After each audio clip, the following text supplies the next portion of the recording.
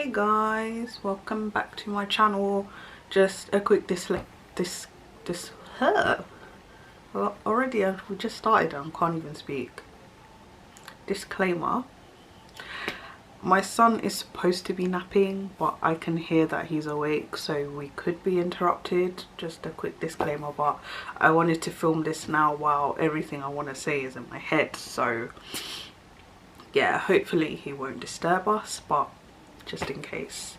So as the title suggests, I want to talk about mental health a little bit because I feel like it's something that's not really discussed. I don't know about, obviously everyone's families are different, but I know growing up in my household and in my family, mental health is not discussed at all. And like there are things that I went through on my own because mental health isn't discussed, and I just kind of want to go over like my experiences with mental health, and you know, kind of just share really a little bit about me. I've been living like on my own for about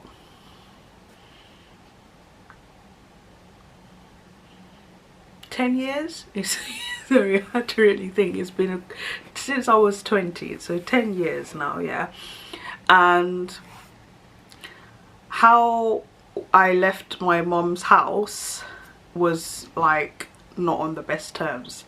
That's a story for another day, but you know, it wasn't planned or anything. I was essentially kicked out, so again, story for another day.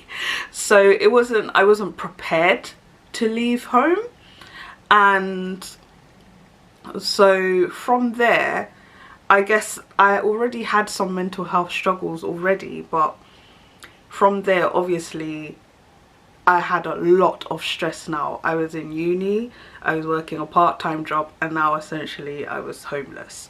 So everything was fine, you know, I'm really resilient. I sorted myself out in a couple of months. I stayed with a boyfriend for about 2 months and saved up, and eventually like just started renting somewhere on my own.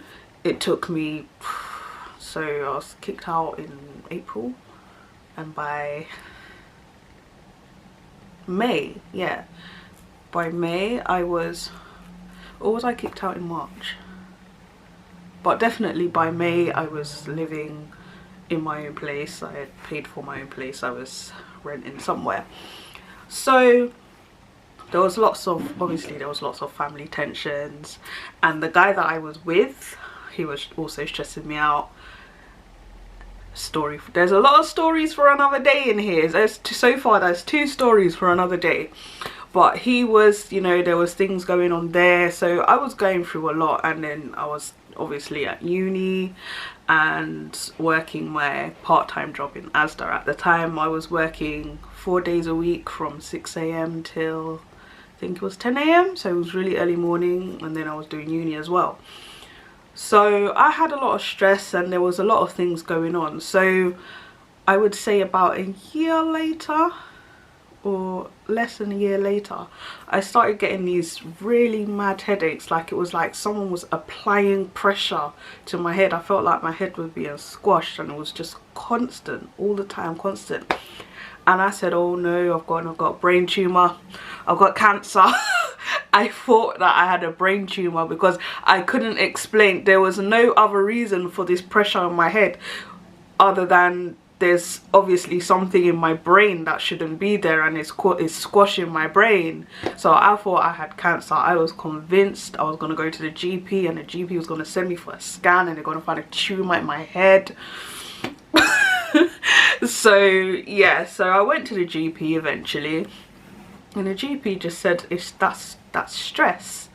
And I looked at him like, you're telling me just simple stress is causing me to feel like this? Because I never associated stress, that's like an emotion, as something that could actually make me physically unwell. So when he said that, I was thinking, I didn't really believe it, but it was like I acknowledged that I was stressed, like a lot was going on, But it was like, oh, okay. So he kind of prescribed me to go for counselling, like just so I can talk things out and, you know, reduce the stress, I guess, or help me deal with it better. So I would say at the time, acknowledging that I was stressed and stress was what was causing the headaches actually stopped the headaches. After acknowledging that that's what was causing it, my headaches actually stopped.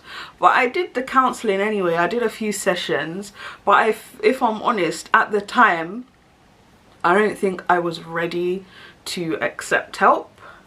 So, or maybe it was the counsellor, I don't know, but I felt like she was pitying me, and I don't like being pitied. Even till now, I don't like being pitied. Like the way she was looking at me, it was like, this woman is just feeling sorry for me, and I don't like it. I don't like it. So after about 4 sessions, I lied and said I was feeling better and I don't need the sessions anymore, just so that she would sign me off. And from there, I think it did help, so much so that I realized that outside factors were able to affect my health like that. So I started becoming a little bit wary of getting stressed, even though there was still plenty of stressful situations happening. I was still with the guy. Again, this is the 3rd time I'm saying it. Story for another day. I was with that guy for a good 5 years, and the stresses I will tell you later, another day. But there was a lot going on. There was a lot going on. And also I later found out that I was on a not that I knew I was on the birth control, but I was on this birth control that I later found out was affecting my mental health as well. And I never realized birth control could do that, because obviously the hormonal changes and stuff. I was on Depo-Provera at the time, and it was making me a bit nutty, I can't lie. Like, I was stressed, and I was thinking that there was so much stress going on in my life, I was just losing it. Like, to the point, I remember one time I was on my way home from work at a bus stop in Mitcham, and I just started crying at the bus stop in Mitcham. And it was like, why am I crying on the road? People can see me crying, but I couldn't help it. It was just like everything was feeling like too much, and so I was just there crying, and people were looking at me, and I was still crying, and I'm aware people are looking at me, and I'm trying to tell myself, stop crying, people are looking at you, but I was just crying. And I found that also I would start fights with my boyfriend at the time, like over small things. It would just really just rile me up, and I'm just getting like really angry, and in my mind it's like, it's really not that deep. Why am I so angry? But I really am that angry, and it was a lot of things were concerning me.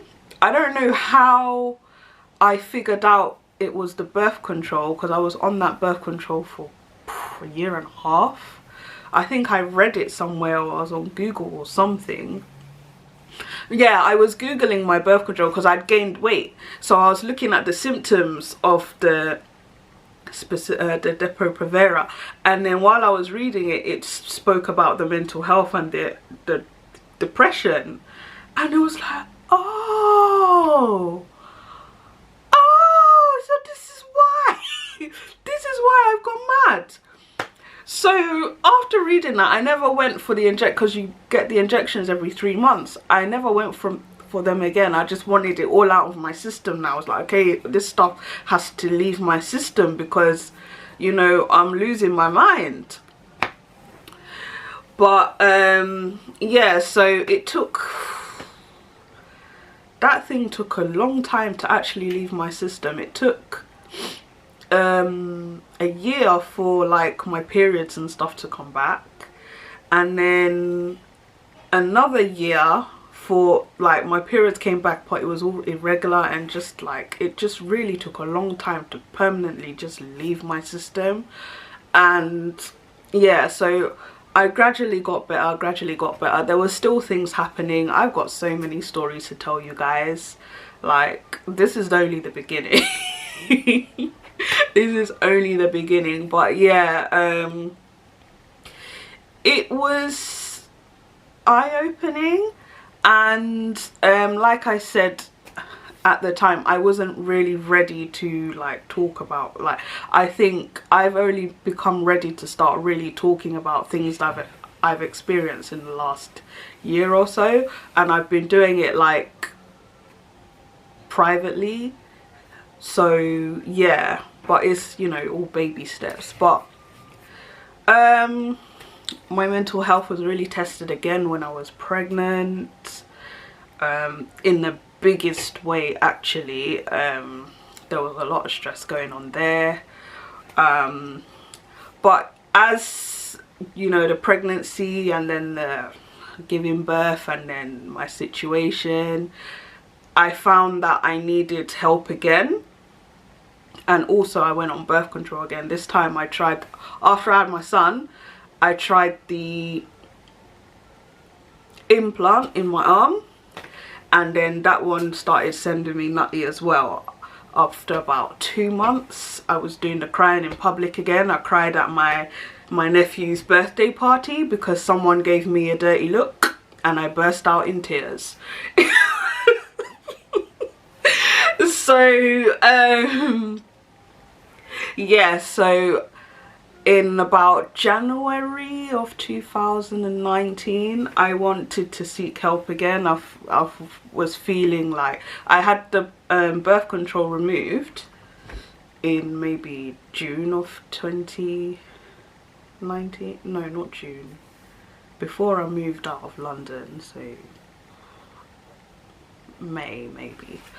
I had the birth control removed, and I wanted to seek help again because this time, I don't know if it was the birth control or because I was in such a stressful situation, but I started dissociating. What I mean by dissociating is, and it was only at the time when it was happening, it was only when I was around other people.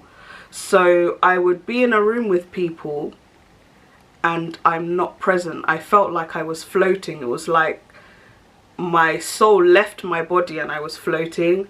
I couldn't hear anything anyone was saying to me. It was just, as soon as I knew that someone else was watching my son, someone else was watching the baby, I left. I left mentally. I couldn't hear anything. I just felt like I was floating, like just floating. I wasn't there. It was really bad. So I started getting kind of worried, like, if I keep just leaving Earth like that. At the moment it's only happening when I'm in company, but what if that starts happening when I'm alone with the baby, because it was just me and him living alone. So again, I tried to seek some mental health help. I tried to get counselling again, but I couldn't have the counselling this time because they said I couldn't bring my son with me, and at the time it was like, well, I'm a single parent and I've got no one to leave him with, so you're telling me I can't bring the baby to the session, so I really can't get the help then. So they said, well, you can't have it, which I thought was really bad, because if someone has come to you for help and you're telling them they have no other means of like, they have no one to leave the child with, their child with, even though, yeah, it might be distracting, but he was a baby, like he was maybe 5 months old or something, you know, he's a little baby. Nothing I'm saying he would understand, so it's not that, you know, he was gonna hear things he shouldn't hear. I found that really bad. It's like, I've come to you people for help and I feel like some provision should be made, or I should just be allowed to bring the baby in the room, but they said no, you can't, because you can't bring the baby here. So I had to leave it. I couldn't have the sessions. But what because my name was now in a system, these two ladies from like the mental health department of the borough I was living in, they visited me. They just, I guess they wanted to see that, like, the extent of my issues. They wanted to see if I was really, like, really bad. I guess they wanted to see if they needed to involve social services, or if I was taking medication or drugs or whatnot. So they just kind of came and we had a chat, and they kind of saw that I was actually okay, but you know, I just kind of needed to talk to someone rather than I was erratic kind of thing. So yeah, so there was that, and it's just it's taken me, I would say, these 10 years to really process a lot of things that I have been through. Like maybe not the whole 10 years, I'll say maybe 8, where I started healing over certain things and acknowledging, do you know what, because I growing up, I've always just put things at the back of my mind, because it's like, do you know what, no one cares, no one's listening, so I might as well just put it in a shelf in my mind and carry on. That's how I function. Put it on the shelf in the back of my mind and carry on, you know. I'm really resilient like that, but eventually I guess the shelf gets full up, like there's nowhere to put things anymore, and then, you know, yeah, you cry in public or things like that. So yeah, I've just really kind of been on a journey, and I have found that talking helps.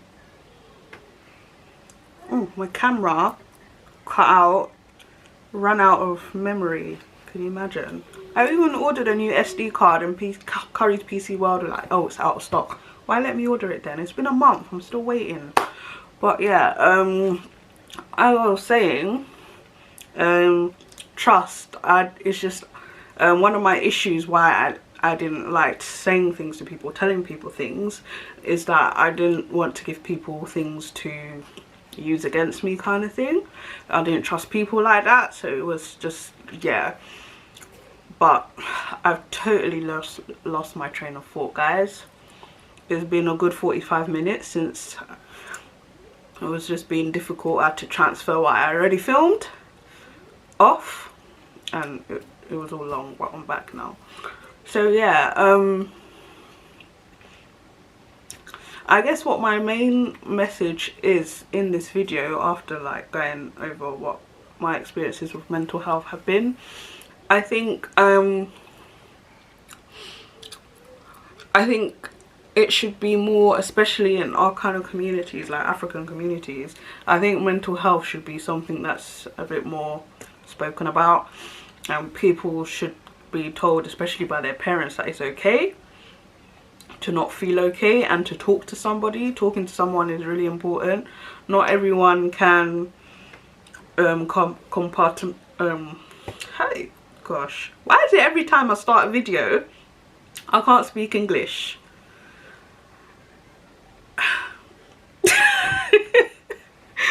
But yeah, not everyone can compartmentalize.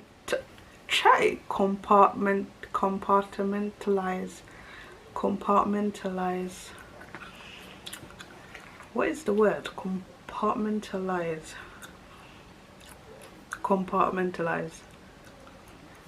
This is the definition of compartmentalize. Divide into discrete sections or categories. Yeah, compartmentalize, put things away in their mind. So, and even so, doing that is not healthy in the long run. You're going to get to a situation like I did, where you think you've got brain cancer, you know. So yeah, but jokes aside, it's really important to take care of your mental health, and there's so many ways in which, you know, things that you didn't even think about, like people who are around you, people who may be toxic, you know, those certain people who never seem to be happy for you or always putting you down, all that really affects your mental health. So there's a lot to it. You need to really and I'll do another video about toxic people and people, like, I am the cut-off queen, just so you know. So certain people need to be put out of your life. Certain people, there are some where you can just love them from a distance. Some of them that just need to go in all form. You know, people in your community, in your circle, in your home, in your, you know, in your space, like if they're not, you know, adding to your life, they're not positive, they're negative about you, or, you know, it all really affects your mental health. And I think it's really important to know who's around you, and like take notice of the vibe that the person's given off. The vibe the person's given off, and whether they're supportive of you or not, because all of that can really affect your mental health and how you see yourself and your self-esteem, and you know, but I'll talk about that in a separate video, because I think that's a topic of its own. But yes, there are, even if you feel like because I know there are people, and I personally felt this way myself, you feel like that you don't have people to talk to, like you don't have a friend that you feel like you can talk to, or family. There are organisations out there that you can get in touch with. At the time, the second time when I felt like I needed help, I was living in Croydon Borough at the time, and I got in touch with the Croydon mental health services. So there are things out there, if in your local community, there's Samaritans, there's so many things out there where you can go and talk to someone anonymously if you want to, or you can speak to your GP if you feel like you need counselling, and your GP can actually prescribe you to have counselling sessions like what I did the first time around. So get help. Like, mental health is important. Mental health is important, and if you feel that, you know, you're not okay, like, talk to somebody. There's always someone to talk to, you know. Don't feel like you're alone, because I know what that feels like personally. I know what it feels like to feel like you're completely alone, and it's not a good feeling. Whether you can compartmentalize and you're resilient, it's not a good feeling. There's always a time where you need to talk. There's only so much you can keep in before you explode. And even me, like, I know some of you watching this I might not know, but I'm a great listener. Ask anyone who knows me.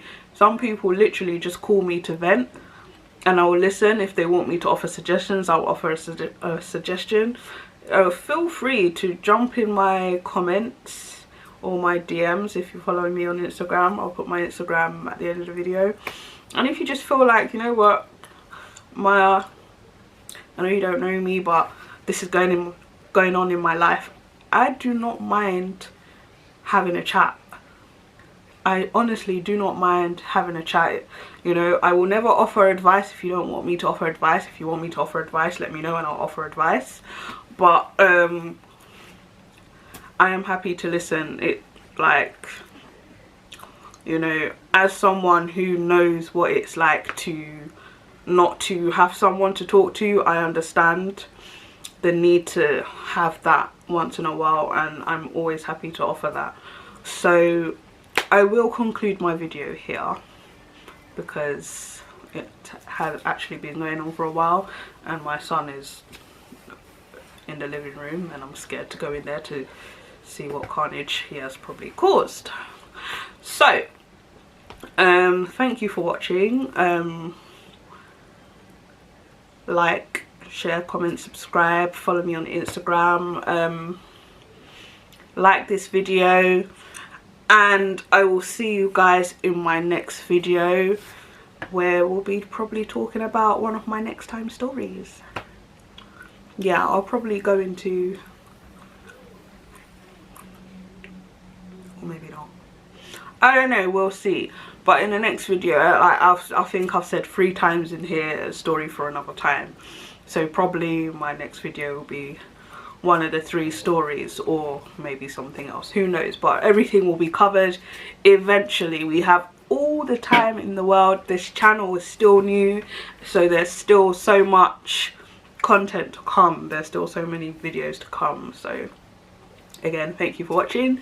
Like, share, subscribe, follow me on Instagram, like the video, comment below if this was useful or you just want to comment, and I'll see you guys next time. Peace. Bye.